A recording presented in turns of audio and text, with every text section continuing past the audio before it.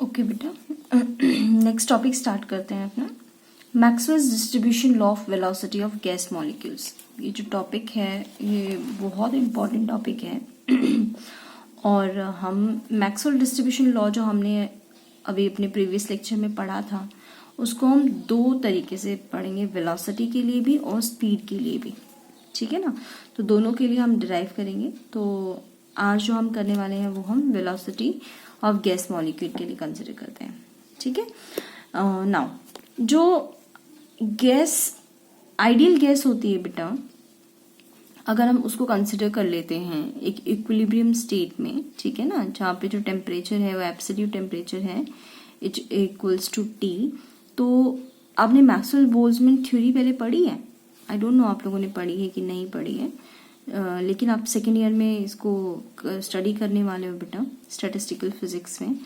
तो अभी बस इतना ध्यान रख लो, अगर नहीं भी पढ़ी है तो, कि जो मैक्सवेल बोल्ट्जमैन थ्योरी है उसके अकॉर्डिंग अगर मेरे पास नंबर ऑफ मॉलिक्यूल्स हैं आयत सेल, नंबर ऑफ मॉलिक्यूल जो है आयत सेल में, तो और उसकी जो एनर्जी है वो EI है, तो according to Maxwell Boltzmann theory जो नंबर ऑफ मॉलिक्यूल्स को हम किस तरीके से दे सकते हैं, उसकी ये इक्वेशन है कि हम इस तरीके से उसको डिफाइन कर सकते हैं। Number of molecules is equals to E to the power minus beta EI। यहाँ पे A और जो बीटा है ये दोनों कॉन्स्टेंट्स हैं, EI जो है वो एनर्जी है, ठीक है।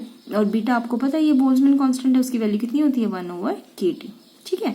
तो अगर जो नंबर ऑफ मॉलिक्यूल्स हैं उनका जो पोजीशन कोऑर्डिनेट है वो इन रेंज में अगर डिफाइंड है, x से लेके x प्लस dx, y से लेके y plus dy and z से लेके z प्लस dz, साथ में जो वेलोसिटी कंपोनेंट है उसकी जो रेंज है वो है vx से लेके vx प्लस dvx तक, vy से लेके vy प्लस dvy तक एंड vz से लेके vz प्लस dvz तक।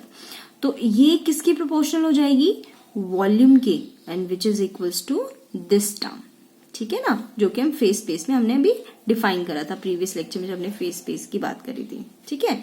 तो नंबर ऑफ मॉलिक्यूल अगर हम यहाँ पे डिराइव करना चाहते हैं तो उसको हम कैसे डिराइव कर सकते हैं? इस तरीके से हमने ये स्टेटमेंट लिखी थी, है ना।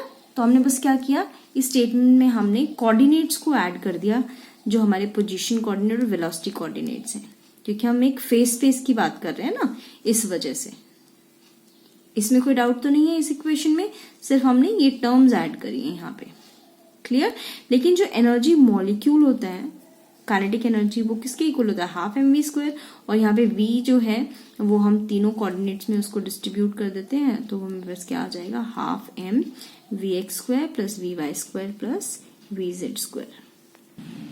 क्लियर? ध्यान से देखना है बेटा, एक एक स्टेप को ध्यान से समझना है, क्योंकि डेरिवेशन भी थोड़ा सा लंबा है और आप लोगों को थोड़ा सा लगेगा कॉम्प्लिकेटेड, बट है नहीं अगर आप ध्यान से सुनोगे और समझोगे तो, ठीक है। तो हम वो जो हमने इक्वेशन लिखी थी उसको हम इस तरीके से लिख सकते हैं, वहां पे हमने E को रिप्लेस कर दिया इस टर्म से, ठीक है, बस इतना ही किया है। और अब हम क्या करेंगे, इसको हम इंटीग्रेट कर देते हैं ओवर द वॉल्यूम, ठीक है ना। तो वॉल्यूम पे अगर मैं इंटीग्रेट कर रही हूँ तो मेरे पास 6 कोऑर्डिनेट्स है ना, तो हम 6 इंटीग्रल फॉर्म्स लेंगे, ठीक है। अब यहाँ पे dx dy dz जो है वो किसको रिप्रेजेंट कर रहा है? वॉल्यूम को, उस वेसल के वॉल्यूम के।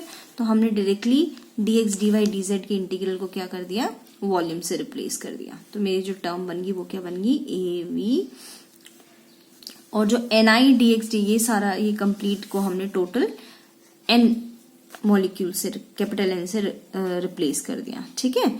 तो मेरे पास अब जो बच गए इंटीग्रल, 3 इंटीग्रल्स बच गए हैं, वो कौन से हैं? dvx dy और dvz के विद रिस्पेक्ट, क्लियर। अब अगर मैं तीनों को अलग अलग कर लेती हूँ तो dvx dvy और dvz तीनों को हमने क्या करा, अलग अलग इंटीग्रल लग गया।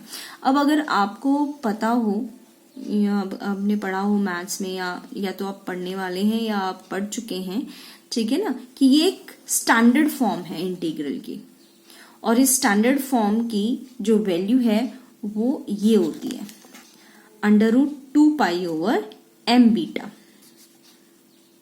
ठीक है ना, √2π/m बीटा। तो तीनों की वैल्यू क्या हो जाएगी, √2 पाई ओवर m बीटा। तो हम ये वैल्यू को यहाँ पे जो है इक्वेट कर देते हैं, तो मेरे पास जो n की वैल्यू आ गई वो क्या आ गई, a.v 2 pi over m beta 3/2, क्योंकि 3 x के लिए, y के लिए, z के लिए, तीनों के लिए आ गया ना सेम वैल्यू, तो इसलिए 3/2। अब a को हमने यहीं रखा क्योंकि हमें कांस्टेंट की वैल्यू निकालनी है, ठीक है ना, और बाकी सारे टर्म्स को हम उस तरफ ले गए। क्लियर ये? तो अब हमने क्या करा, a की वैल्यू और बीटा की वैल्यू दोनों हमने क्या कर दी, जो हमारी सबसे पहली इक्वेशन जो हमने लिखी थी उसमें सब्स्टिट्यूट कर दिया। ठीक है, यहां तक कोई दिक्कत नहीं आएगी आपको करने में, ठीक है ना। अब जो मेन समझने वाली जो चीज है बेटा वो अब यहां से स्टार्ट होती है, यहां तक तो कोई इश्यू है ही नहीं, ठीक है ना।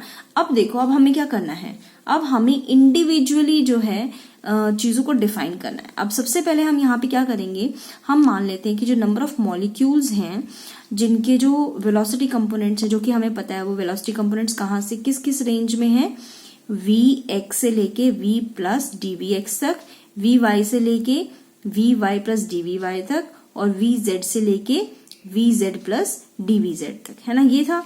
लेकिन they are irrespective of their position coordinate.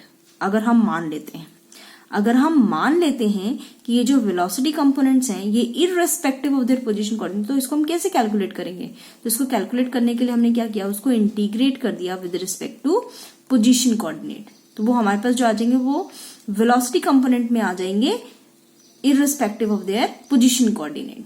ठीक है, देखो अभी चेंज देखो अभी इक्वेशन में, अब इस इक्वेशन में यहाँ पे क्या था, dx dy dz भी था ना, लेकिन अब यहाँ पे हम सिर्फ इसको वेलोसिटी कंपोनेंट में चेंज करना चाह रहे हैं। तो सिर्फ वेलोसिटी कंपोनेंट में चेंज करने के लिए हमने क्या किया, इसको कंप्लीट को इंटीग्रेट कर दिया हमने पोजीशन कोऑर्डिनेट के विद रिस्पेक्ट। ठीक है, तो हमने क्या करा, इस टर्म को एज इट इज का सिर्फ पोजीशन कोऑर्डिनेट के विद रिस्पेक्ट इसको इंटीग्रेट कर दिया, तो यहाँ से तो वो चीज हट गई। ठीक है ना, तो अब ये क्या होता है, वॉल्यूम, तो वो हमने यहाँ पे कंसिडर कर लिया वॉल्यूम। क्लियर, तो ये मेरी टर्म क्या की, v से v जो है कैंसिल हो गया, ये मेरे पास टर्म आ गई है।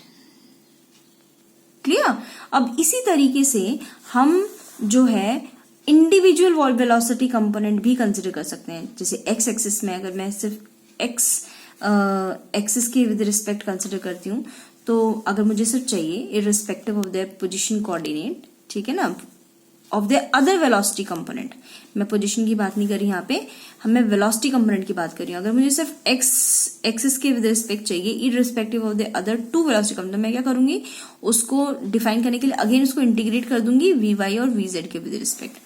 तो मेरे पास यहाँ पे जो टर्म बच गई वो सिर्फ क्या बच गई, vx, क्योंकि मुझे सिर्फ इसके अकॉर्डिंग चाहिए, और हम इस तरफ पे क्या हो जाएगा, जो vy और vz की टर्म्स थी उसको हमने इंटीग्रेट कर दिया और x वाली टर्म को एज इट इज छोड़ दिया। अब अगेन ये एक स्टैंडर्ड इंटीग्रल की फॉर्म में आ गए हैं, तो इनकी जो वैल्यू है वो स्टैंडर्ड है, वो हमने पुट कर दी यहाँ पे। तो मेरे पास जो ni dvx की वैल्यू आ गई वो क्या आ गई, ये आ गई। सिमिलरली अगर मुझे y के विद रिस्पेक्ट चाहिए तो वो ये आ जाएगी, z के विद रिस्पेक्ट चाहिए तो वो ये आ जाएगी। तो दीज इक्वेशंस जो हैं वो रिप्रेजेंट करती हैं Maxwell distribution law of velocity of molecule of a gas को। ठीक है ना, तो ये वेलोसिटी की टर्म्स में आई हैं, इस वजह से वेलोसिटी डिस्ट्रीब्यूशन को डिराइव करती हैं, डिफाइन करती हैं। ठीक है बेटा, तो इसको एक बार प्लीज साथ के साथ हाथ से लिख के देखिएगा, अदरवाइज थोड़ा सा डिफिकल्ट हो जाएगा बेटा, क्योंकि टर्म्स है तो सिंपल ही मैथमेटिकल है, लेकिन फिर भी ठीक है, हाथ से लिख के इसको देखो, समझो, और क्योंकि अगर ये समझ में आ गया तो ही आपको स्पीड वाला नेक्स्ट टॉपिक समझ में आएगा, अदरवाइज नहीं समझ में आएगा। ठीक है।